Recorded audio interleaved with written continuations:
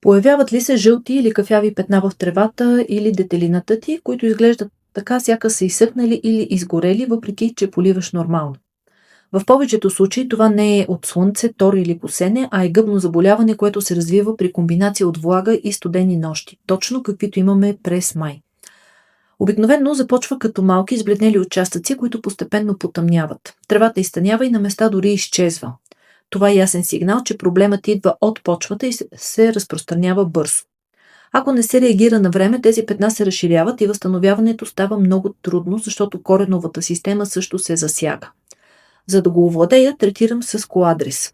Това е системен фунгицид, който действа отвътре и спира развитието на болестта. Разтварям около 1 мл в литър вода и пръскам не само засегнатите участъци, но и зоните около тях, за да огранича разпространението.